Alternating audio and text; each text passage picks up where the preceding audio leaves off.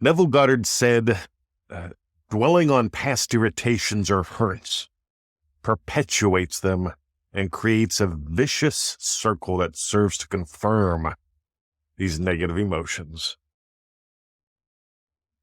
The circle can be broken by starting now to revise anything that you no longer wish to sustain in your world. By revising the past, you rid yourself of any effect that it may have on your future. Revision is truly the key that can be used to unlock the doors that have kept you trapped in a particular state. Be ye transformed by the renewing of your mind. All right. That is Neville Goddard. My name is Mr. 2020. You are listening to the free Neville Goddard podcast. Right now we're doing a cool little experiment. We're doing one quote a day. Such good fun. We're going to do either 30, 60, or 90 of these. We will find out, and so will you. And who knows, it may become a permanent thing. And that's what I like about doing 30, 60, 90-day experiments, because what if you, for 30 days, instead of dwelling on past irritations or hurts, what if you revise them?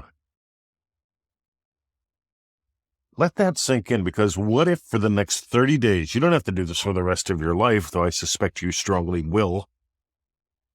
You see, when I find something to be both pleasurable and profitable, I continue doing it. Call me crazy. But I tend to digress, don't I? Dwelling on past irritations or hurts perpetuates them and creates a vicious cycle that serves to confirm these negative emotions. What does Neville say to do? Revise the past. Now here's the cool thing. We're going to pull some stuff out of this first paragraph that I bet you nobody in your entire life, including that guy that has the big old whiteboard that explains things really slow and monotonously like you're 3 years old. God, seriously, I get it. Ready? Dwelling on past irritations or hurts perpetuates them. Where else does Neville use that word, dwelling? He says the state that you most commonly return to is your dwelling place. So one of the things that I notice is I don't have to fight like hell to stay in my state. All I got to do is have a giggle and return to it if I notice that I've slipped. If you've slipped, if you've fallen, stand back up. Don't make it a big deal. I had a Rent My Brain client this week who was making it a big deal. He keeps slipping. And I say you keep standing up. But here's the thing, revise making it a big deal. Revise letting it be something that happens daily. Imagine how lovely it is to simply dwell not on past irritations or hurts, or when you screw up. What if you dwelled upon, you know what? I've imagined, and here's what I told him. I said, listen, you imagine something that had you be born in a country that speaks English, you've got a debit card, an iMac, a nice car, you've dated a pretty girl once or twice. It's time for some attitude, buckwheat. Dwelling on past irritations. What if you decided instead to dwell upon past pleasures? Not as if they're over. We did a thing on the show this past week about that. You don't yearn for your younger days. Yep, when I was younger, I was sexy and cool and smarter. See, here's what I do. You see, if I dwell upon yesterday's irritations, boy, I was stiff when I got up. Radio. Yeah, that's really going to have me be stiff or stiffer today. On the other hand, if I dwell on what it feels like, because memory is imagination, if I remember, if I experience what it's like to bound out of bed, if I experience what it feels like to be passionately productive, see, where are you dwelling? Here's the big thing. Where do you want to dwell? Put that in your past. You want to be passionately productive and you've been a procrastinator? Go back to the last time you procrastinated. and revise that into being passionately productive. How would you do that? You could imagine what implies you were and celebrate that success.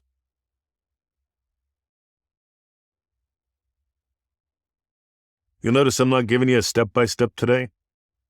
I'm letting you be something really cool called exploring. I want you to explore. I want you to experiment.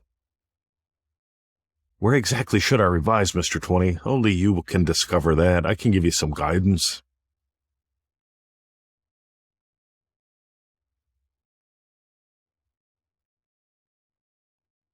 But here's the deal, gang. You get to stop dwelling on past irritations or hurts, unless you like the vicious circle. Revise. One more.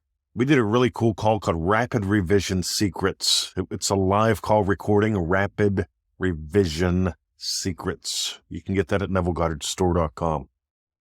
Could you imagine being in a room with 10 of us and we're exploring Rapid Revision Secrets? We're exploring the people in the room and how else they can revise. I want you to get the gold there, because it's one thing for me to tell you about stuff.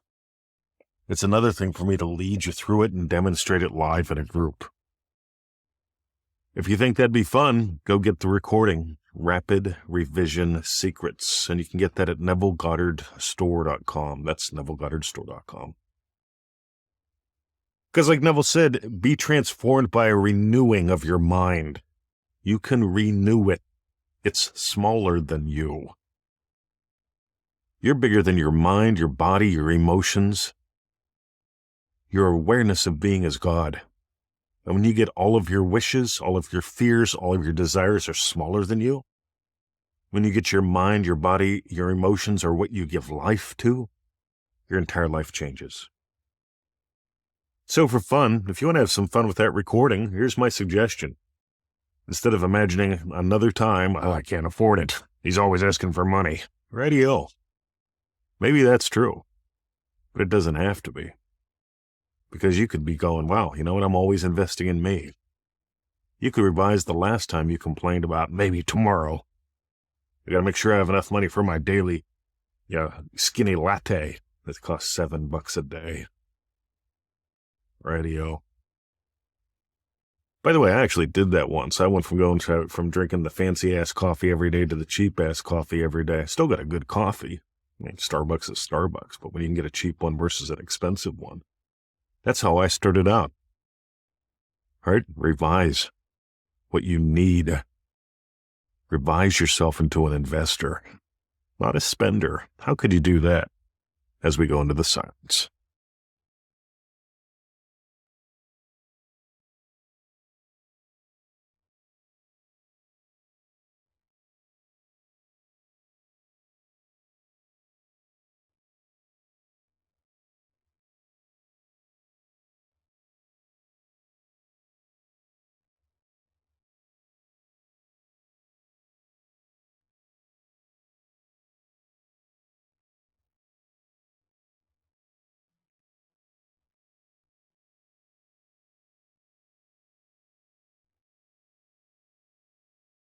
So years and years ago, I got ambushed by Oopie Hall. I don't even know if the guy's still alive.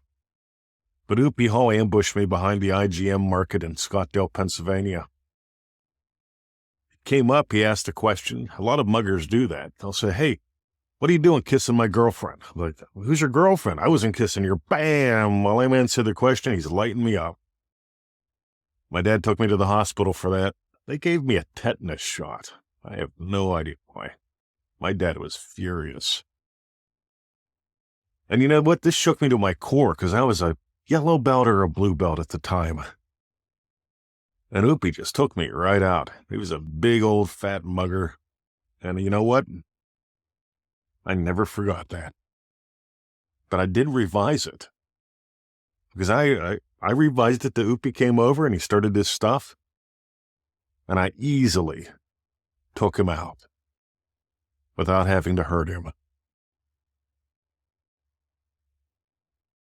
And I did it because of what I imagined differently about me. I got picked on all my life.